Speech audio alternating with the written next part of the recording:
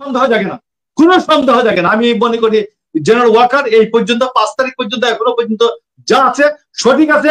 একমাত্র general Walker is the person, general Walker is the person যে বলছে জনগণের পক্ষে যে 18 মাসের মধ্যে নির্বাচন হওয়া উচিত।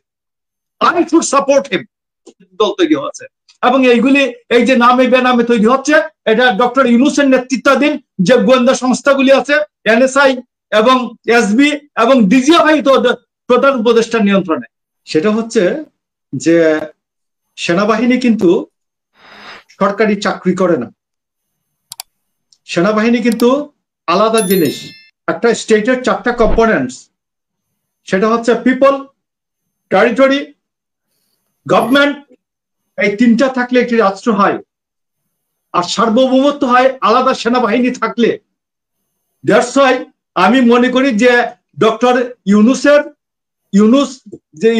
যে বাহিনী আছে, যে অনির্বাচিত বাহিনী আছে, এই অনির্বাচিত বাহিনীর সাথে অনির্বাচিত যে কম্পোনেন্টস গুলি, আওয়ামী দূষরদেরকে উনি সারোয়ার ফারুকীকে আনছেন, সুফিউর রহমানকে আনছেন, সবগুলি আওয়ামী এজেন্ট গুলি যে আনছেন ডক্টর ইউনূসের চতুর্পাশে, এই যে কি নাম আপনার সাবেক ক্যাবিনেট সেক্রেটারি, তো এইগুলো যে আনছেন, এই সবগুলোর সাথে সেনাবাহিনী একটি স্বাধীন সত্তা নিয়ে থাকা উচিত আমি মনে করি, নাম্বার 1।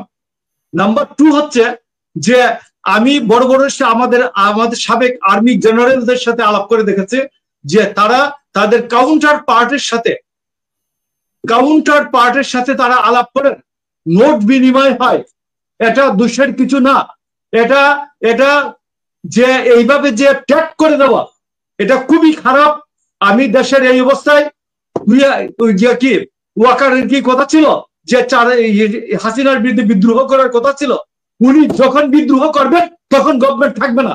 আর সে যদি বিদ্রোহ করে ফেল হয় তাহলে তো সে কি বলে গান পয়েন্টে যাবে, কোর্ট মার্শাল হয়ে যাবে। তো এখানে আমি সিভিলিয়ান আর একজন রিটায়ার্ড অফিসার প্ল্যাকার্ড দিয়ে দাঁড়ানোর মতো, আর্মি চিফের প্ল্যাকার্ড দিয়ে দাঁড়ানোর কোনো পরিস্থিতি নাই। আর্মি চিফ বলবেন যখন, আপনি জাগে না, কোনো সন্দেহ জাগে না। আমি মনে করি জেনারেল ওয়াকার এই পর্যন্ত 5 তারিখ পর্যন্ত এখনো পর্যন্ত যা আছে সঠিক আছে।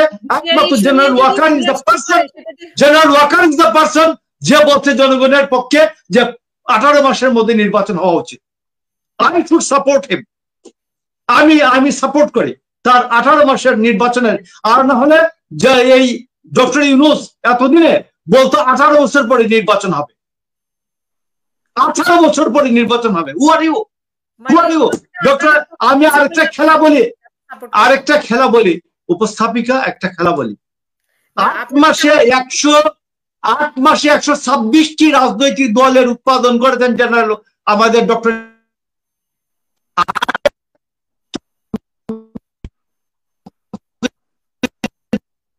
উৎপাদন করেছেন, এবং তার মধ্যে 8 মাসে 112টি দল উৎপাদন করেছেন, আর 26টি রাজনৈতিক দল তাদের আত্মপ্রকাশের অনুষ্ঠান করেছে।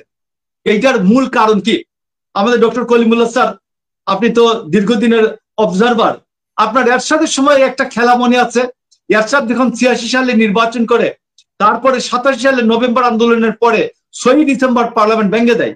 থার্ড পার্লামেন্ট যখন ভেঙে দেন, তখন তিনি 88 সালের মার্চ মাসে দেখুন নির্বাচন করে একটা কম্বাইন্ড অপোজিশন পার্টি করেন, কপ, মনে আছে স্যার আপনার?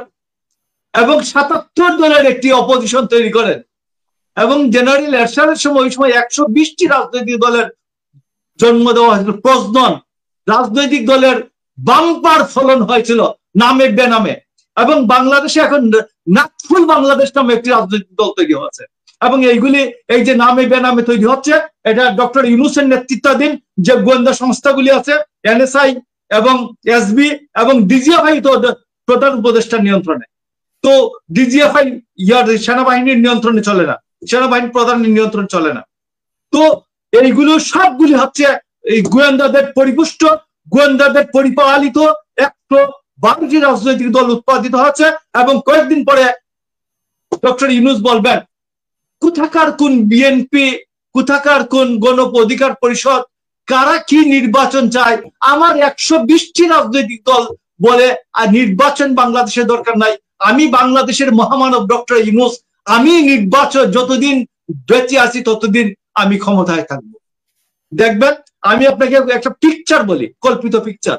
সেই কল্পিত পিকচারটা হচ্ছে কেউ টেকনাফে, কেউ কেউ ওইদিকে তেঁতুলিয়ায়, ওইদিকে কেউ সিলেটে, ওইদিকে কেউ রূপসায় দাঁড়িয়ে বলবেন, সামনে দেখা যাবে না, জনগণ দেখা যাবে না, স্টেজ দেখা যাবে, তারা দাঁড়িয়ে দাঁড়িয়ে বলবেন যে আমরা বাংলাদেশকে আজীবন ডক্টর ইউনূসকে ক্ষমতায় দেখতে চাই। এবং এইগুলি তার যে স্বনামধন্য, তার যে কি নাম, প্রেস সেক্রেটারি শফিকুল ইসলাম, তিনি দাঁড়িয়ে বলবেন দেখুন আজকে 50টি রাজনৈতিক দল বলেছে ডক্টর ইউনূস ক্ষমতায় থাকার জন্য। তো এই যে রাজনৈতিক দল উৎপাদনের যে বিষয়, আপনি দেখবেন এরশাদের যে ছকটা ছিল হুবহু এরশাদের ছকের সাথে মিলে যাচ্ছে। এরশাদের ছকের সময় যে colonel Naser DGFI, colonel Naser ডাইকে ডেকে যেমন ভাবে রাজনৈতিক দল উৎপাদন করতো, ঠিক তেমনি এখন রাজনৈতিক দল উৎপাদন করা হচ্ছে। এই রাজনৈতিক দল উৎপাদনের উদ্দেশ্য কি? রাজনৈতিক দলের উৎপাদনের উদ্দেশ্য হচ্ছে এই